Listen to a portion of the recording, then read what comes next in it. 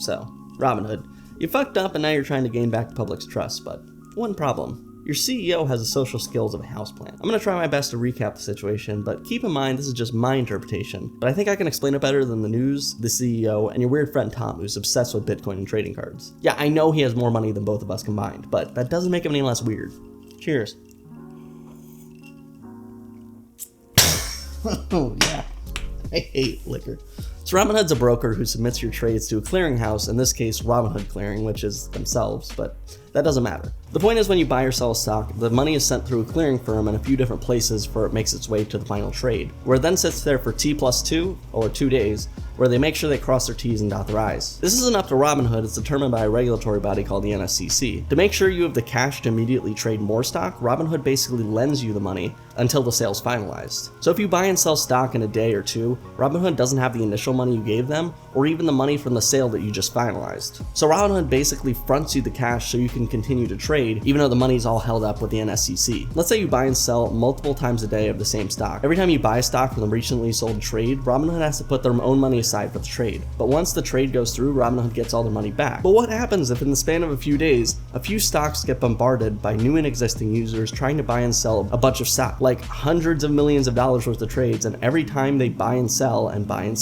Robinhood has to front the trade. The NSCC has a secret sauce formula where each day the brokers have to front the cash, so they basically know you're good and can afford the trades. The NSCC is the one who confirms all the transactions of who's buying, who's selling, as well as holds the cash. Since GME, AMC, and a handful of other stocks were trading to the moon, the NSCC went to all the clearinghouses, who are the people who actually submit the trades, and say, hey, this is kind of crazy, so just to make sure you can afford it, we're going to need a little upfront cash, just to know you don't go broke when making all these trades. To my knowledge, Robinhood's the only firm to disclose how much the clearinghouse was requested to pay, but they were told to pay over $3 billion to continue trading that day. And Robinhood, who's only ever raised $1.5 billion in their existence as a company, was like, bruh. So Robinhood went up to the NSCC and was like, what if we only let people sell? So they said, aight, 700 mil, call it even. Robinhood's like, bet, got you fam. The next day they went to Big Papa Bank and said, hey guys, the NSC just asked for a fuck ton of money and you know we don't got that. So could you float us some cash so that won't happen again? So they said, bet, got you fam, and gave them $3 billion.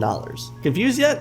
So am I. Robinhood then said they're restricting buying due to the volatility, and Robinhood users' website and app are going crazy. I've never had problems with them until this point. Beyond this, the overflow of trades were really having an effect on the company, but this wasn't really the reason why they cut off the trades. Now everyone's saying Citadel Big Bank Daddy told you to cut off all the trading to these stocks so that their friend, Melvin Capital, and their own hedge fund, Citadel, would stop bleeding money on the trade. This is unlikely just because of the nature of the market. There are plenty of banks making money pumping up the GameStop trades, and the retail investors were just helping them do it. The way the CEO of Robinhood, Vlad Tenev, explained it was Citadel has two parts of their business. One, a hedge fund who makes the trades, and the other, a market maker who connects them. Even though they're the same company, they operate independently. The market maker is like Visa to a merchant. They provide the information for their transaction so that Visa can process the payment. Robinhood in this case is the merchant. They receive a rebate from the market maker for using them to process their payment. This isn't really a great example because market makers make a profit between the price someone's selling it for and the price someone's buying it for. And Robinhood is accused of getting paid the most for these bid-ask spreads because it's slower to execute the trades, leading to a larger bid-ask spread and more profit to the market maker that is then paid to Robinhood as a rebate. So after all this, what can we take away? Well, first, Robinhood sucks at PR.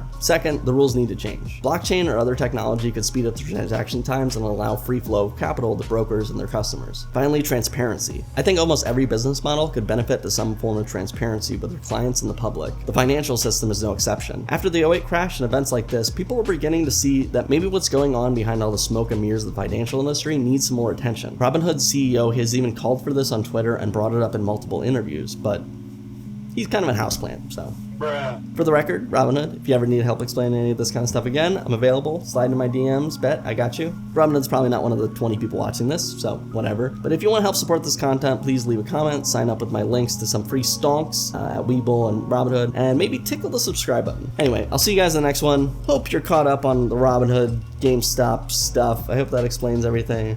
I'm gonna go pour this out, it's gross. I will see you guys in the next video.